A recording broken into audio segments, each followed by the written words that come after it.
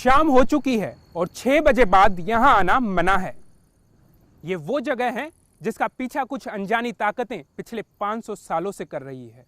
ये वही जगह है जहां तलाश के निडर इंस्पेक्टर आमिर खान को भी आने से डर लगता है। यह है राजस्थान के अलवर का भानगढ़ का किला।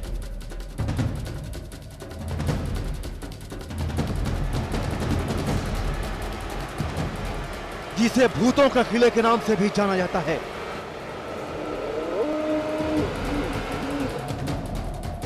यह किला पिछले 500 साल से यह अभिशाप अपने कंधों पर ढो रहा है। अभिशाप ये कि यहां रात के अंधेरे में मिलती है मौत और बर्बादी। दुनिया के 100 सबसे डरावने इलाकों में से एक है भानगढ़।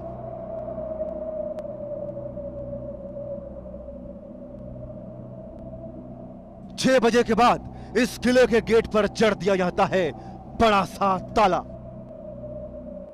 किले की एक दीवार पर भारतीय पुरातत्व विभाग का बोर्ड लगा है, जिस पर साफ साफ लिखा है सूर्यास्त के बाद यहां प्रवेश वर्जित है। किले में कई जगह राख के ढेर, पूजा के सामान, चिमटों और त्रिशूलों के अलावा लोहे की मोटी मोटी जंजीरें भी मिलती हैं।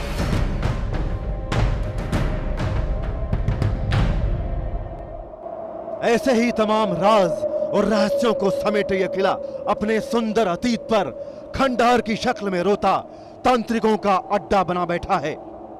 शाम 6 बजे के बाद अलवर के इस भानगढ़ किले में आना मना है। कहा जाता है कि इस किले में 6 बजे बाद आती है भयानक आवाजें और उसके बाद ये किला बन जाता है भूतिया महल। इतना ही नहीं, दुनिया की 100 भूतिया जगहों में से ये किला एक माना जाता है। आमेर के राजा भगवंत दास ने इसे 1573 में बड़ी शान से बनवाया था, लेकिन कौन जानता था कि राजपूताना शान का प्रतीक माना जाने वाला यह किला एक दिन भूतिया गढ़ बनकर रह जाएगा। राजस्थान के अलवर जिले में सरिस्का नेशनल पार्क के एक छोर पर खड़ा है खंडहर नुमा भानगढ़।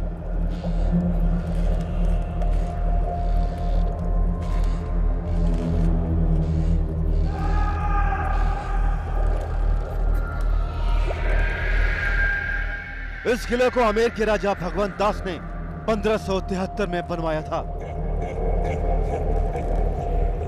भगवंत दास के छोटे बेटे और मुगल शहंशाह अकबर के नवरत्नों में शामिल मान सिंह के भाई माधव सिंह ने बाद में इसे अपनी रिहाइश बना लिया।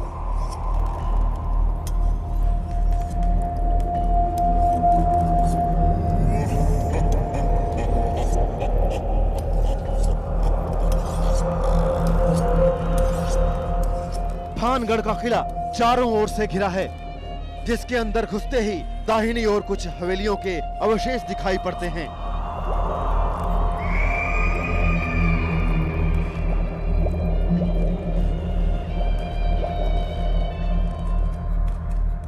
चार दीवारी के अंदर कई दूसरी इमारतों के खंडहर बिखरे पड़े हैं।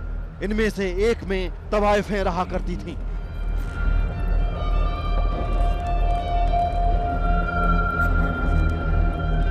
किले के अंदर बने मंदिरों में गोपीनाथ, सोमेश्वर, मंगला देवी और केशव मंदिर मिल जाएंगे। खंडहर बना भानगढ़ एक शानदार अतीत की बर्बादी की दुखद दास्तां है।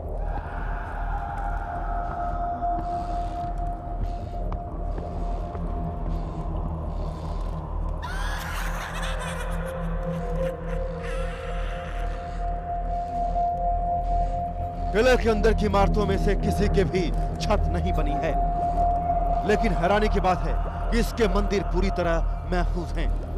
इन मंदिरों की दीवारों और खंभों पर की गई नक्काशी ये बयां करती है ये पूरा किला कितना खूबसूरत और भव्य रहा होगा।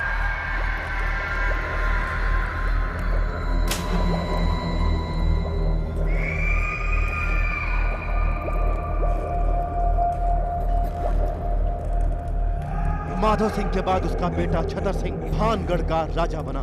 छतर सिंह 1630 में लड़ाई के मैदान में मारा गया।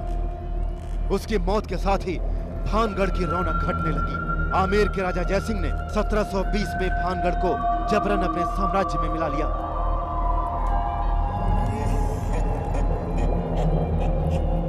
इस इलाके में पानी की कमी तो थी ही, लेकिन 1783 के अकाल में यह किला पूरी तरह उजड़ गया।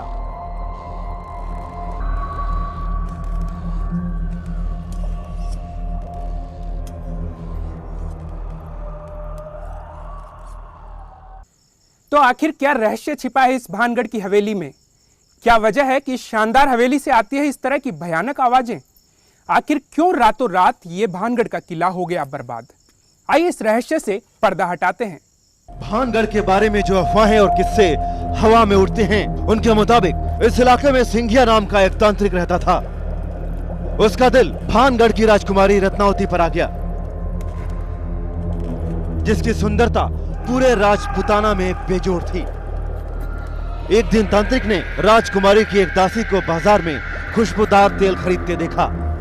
सिंघिया ने तेल पर टोटका कर दिया ताकि राजकुमारी उसे लगाते ही तांत्रिक की ओर खींची चली आए, लेकिन शीशी रत्नावती के हाथ से फिसल गई और सारा तेल एक बड़ी सी चट्टान पर गिर गया।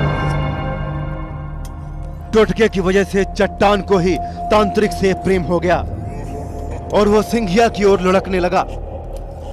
चट्टान के नीचे कुचलकर मरने से पहले तांत्रिक ने श्राप दिया कि मंदिरों को छोड़कर समूचा किला जमींदोज हो जाएगा और राजकुमारी समेत भानगढ़ के निवासी मारे जाएंगे।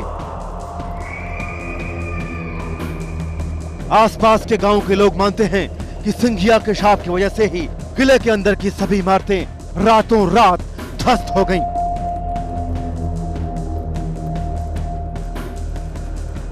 यहां रहने वालों को यकीन है कि रत्नावती और भानगढ़ के बाकी निवासियों की रूहें अब भी किले में भटकती हैं।